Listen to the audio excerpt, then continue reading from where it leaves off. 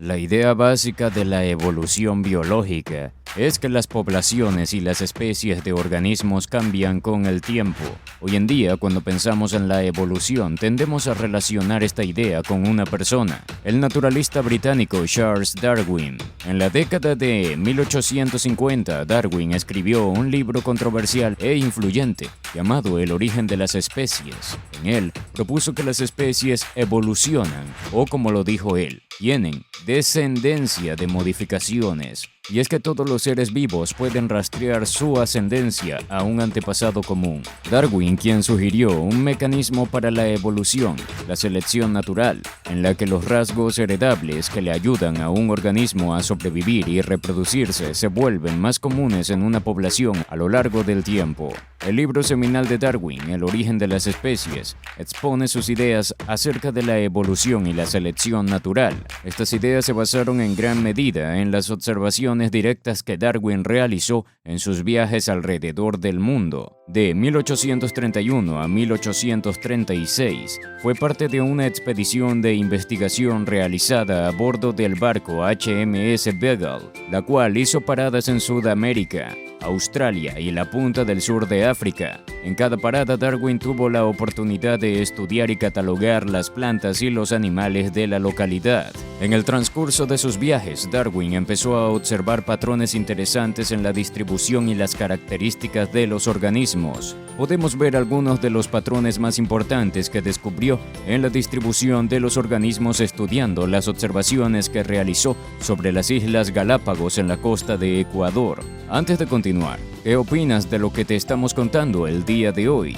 Déjame tu respuesta en la caja de comentarios. Si te está gustando el video, regálame un like y compártelo para que los demás también puedan verlo. No olvides suscribirte a nuestro canal para que no te pierdas contenido a futuro. Continuemos. Para hacer su investigación, Darwin encontró que las islas cercanas en las Galápagos tenían especies similares, pero no idénticas, de pinzones. Más aún, notó que cada especie de pinzón era adecuada a su entorno y su función en este. Por ejemplo, las especies que comían semillas grandes tenían picos grandes y duros, mientras que las que consumían insectos presentaban picos delgados y puntiagudos. Finalmente, observó que los pinzones y otros animales de las Islas Galápagos eran parecidos a las especies que se encontraban en la parte continental de Ecuador, pero distintas de las del resto del mundo. Darwin no dedujo todo esto durante su viaje. De hecho, ni siquiera se dio cuenta de que los pinzones eran especies emparentadas, pero diferentes, hasta que les mostró sus especímenes a otro ornitólogo, biólogo de aves, uno experto, varios años después. Sin embargo, elaboró gradualmente una idea que pudiera explicar el patrón de los pinzones emparentados pero diferentes. De acuerdo con la idea de Darwin, este patrón tendría sentido si las Islas Galápagos hubieran estado habitadas desde hace mucho tiempo por aves provenientes del continente vecino. En cada isla, los pinzones se adaptarían gradualmente a las condiciones locales, a lo largo de muchas generaciones y durante largos periodos de tiempo. Este proceso pudo haber llevado a la formación de una o más especies distintas en cada isla. Pero si esta idea era correcta, ¿por qué lo era? ¿Qué mecanismo podía explicar de qué manera cada población de pinzones había adquirido adaptaciones o características que las hacían más adecuadas para vivir en su entorno inmediato? Durante su viaje y en los años que le siguieron, Darwin desarrolló y refinó un conjunto de ideas que podrían explicar los patrones que observó durante su viaje. En su libro El origen de las especies, Darwin explicó sus dos ideas fundamentales, la evolución y la selección natural. La teoría de la evolución a fondo. Darwin propuso que las especies cambian con el tiempo, que las especies nuevas provienen de especies preexistentes y que todas las especies comparten un ancestro común.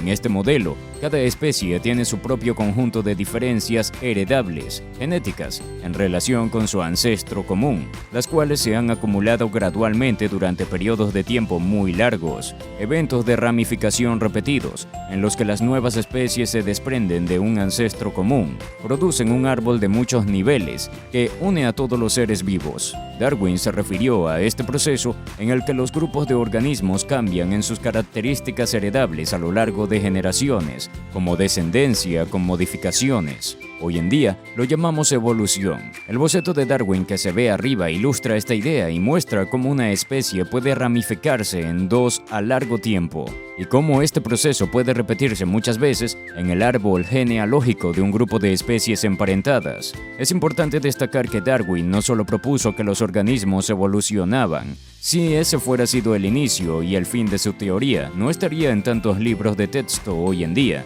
Además, Darwin también propuso un mecanismo para la evolución, la selección natural. Este mecanismo era elegante y lógico, y explicaba cómo podían evolucionar las poblaciones, tener descendencia modificada de tal manera que se hacían más adecuadas para vivir en su entorno con el paso del tiempo.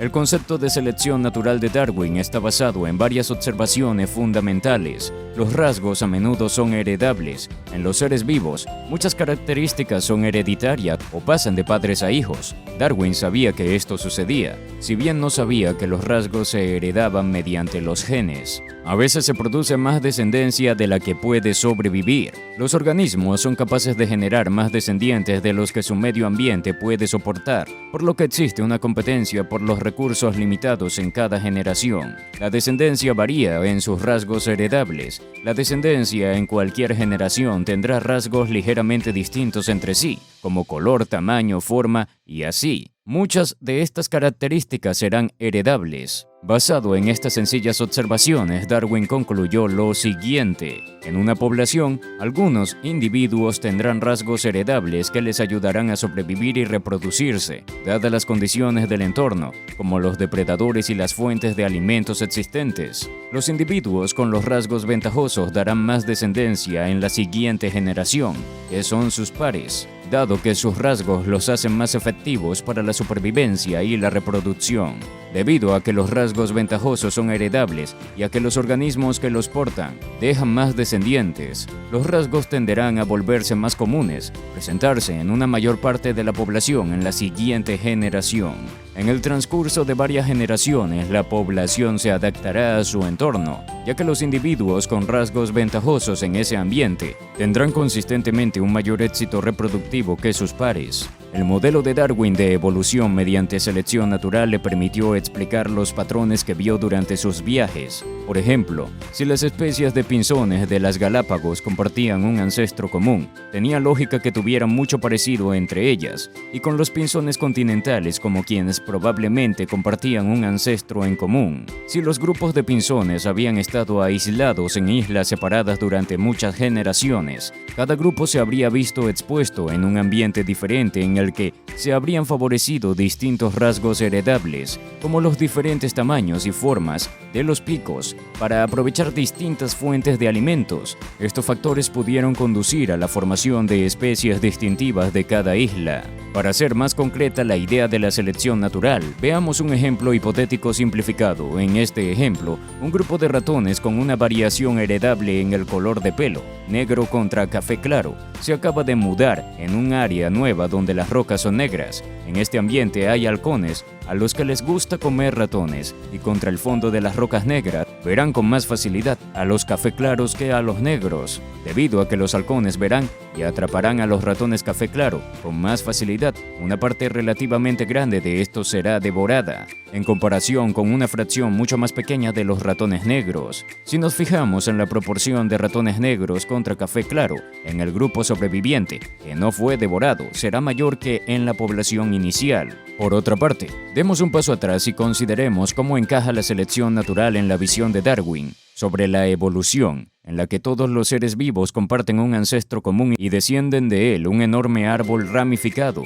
¿Qué sucede en cada uno de esos puntos de ramificación? En el ejemplo de los pinzones de Darwin vimos que los grupos en una sola población pueden aislarse unos de otros por barreras geográficas, como un océano que rodea una isla o algún otro mecanismo. Una vez aislados, los grupos ya no pueden aparearse entre ellos y están expuestos a entornos distintos. En cada ambiente, la selección natural probablemente favorecerá diferentes rasgos y en otras fuerzas evolutivas como la deriva genética. También pueden operar separadamente sobre los grupos. Las diferencias en los rasgos heredables se acumulan en los grupos a lo largo de muchas generaciones, al grado de ser considerados como especies separadas. Y eso ha sido todo por hoy. No olvides suscribirte a nuestro canal para que no te pierdas contenido a futuro. También no dudes en compartirlo y dejar tus comentarios. Queremos saber tu opinión. Hasta la próxima.